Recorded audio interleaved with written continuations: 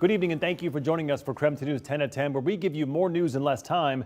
Let's get started. Ethan Chapin was a Conway, Washington native over on the west side, and tonight his parents shared more about Ethan with our Seattle sister station.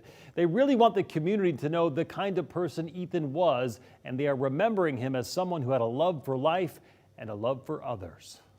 It's not something you ever expect to hear. Through the tears and shock, Jim and Stacy Chapin described the moment they found out their son Ethan was gone. It's not a call that you think that you're going to have to speak with the funeral home directors and the FBI and have it hit national news. Earlier this week, Moscow police identified Chapin as one of the 4 victims killed in the home just off campus. Stacy and Jim said their son was staying with his girlfriend at the house, who was also killed, Xana Kernodle.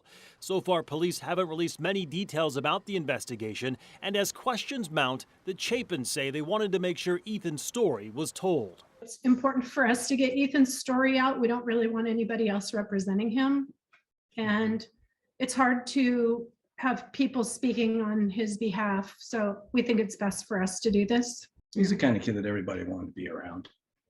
You know, he was just a good kid. He's a good kid. That kind to all. Didn't deserve what happened. No.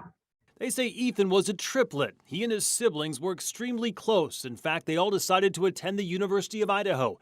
Jim says Ethan was an athletic kid who played club soccer and refereed youth sports. His smile, he says, lit up a room, and he made friends wherever he went. They had just spent last weekend at the university for Parents' Weekend. And as we pulled out of Moscow, we literally were like, we've done it. We've literally done it as parents. We've created 3 incredible humans that will go on and have something great to offer to this world. Honestly, all 3 of them.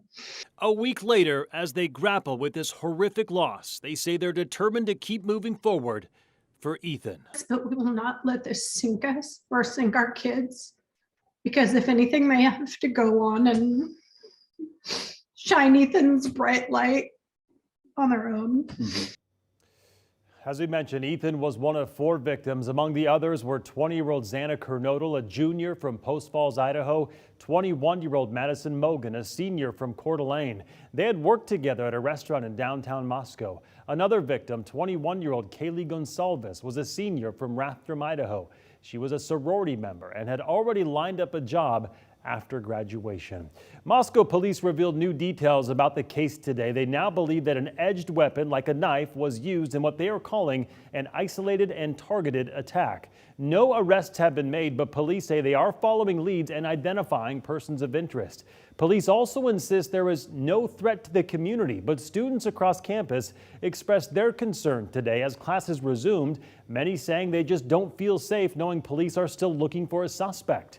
In the meantime, we spoke to the Latah County coroner just hours ago, who described the gruesome crime scene. Well, there was a lot of blood. It's a very sad scene. She also said she does not believe the toxicology report on each of the 4 victims will be relevant to the manner of death in this ongoing investigation. In the meantime, makeshift memorials have been popping up around Moscow for the victims, including one at the Mad Greek restaurant where Xana and Madison worked. The University of Idaho said an official vigil for the victims will be held on November 30th. We will continue to follow this story until the very end, trying to get answers about this investigation. For the latest in the meantime, you can always check our website. That's KREM.com. In order to make America great and glorious again, I am tonight announcing my candidacy for President of the United States. Well, tonight, former President Donald Trump officially announcing his bid for re-election, marking his 3rd run for the presidency. Mr. Trump addressed the public at his Mar-a-Lago estate within the past few hours. The announcement comes while Republicans are still reeling from voters' rejections of several of their candidates for key races, many of whom had been endorsed and even handpicked by Donald Trump. He is also the center of a series of criminal investigations, including several that could lead to indictments. All right, let's take a break from the headlines to talk weather right now. Another cold day across the inland Northwest. Chief Meteorologist Jeremy Lagoud joining us tonight, tracking more cold temperatures. And also, Jeremy, keeping an eye on the air quality tonight. Yeah, believe it or not, Mark, that unhealthy for sensitive groups air quality is starting to seep down from the mountains into some of the low-lying areas, and that includes us here in Spokane, where we sit at a 117 in terms of AQI.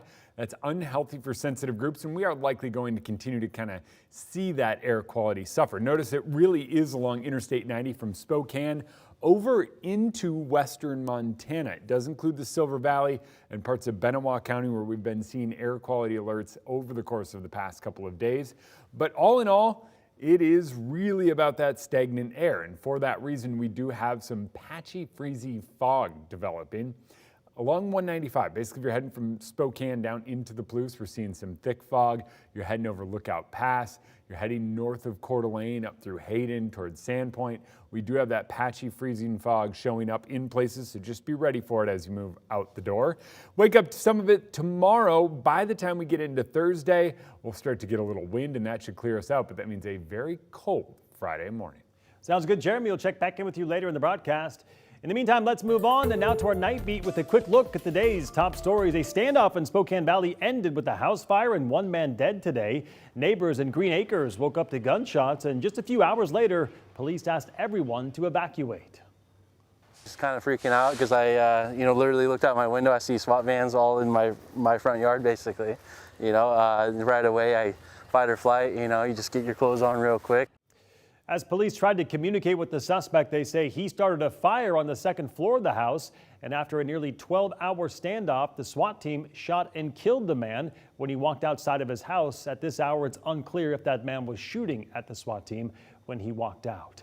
Meanwhile, police are still in the backyard in Fruitland, Idaho, looking for the possible remains of Michael Vaughn, a 5-year-old boy who went missing from his neighborhood back in the summer of 2021.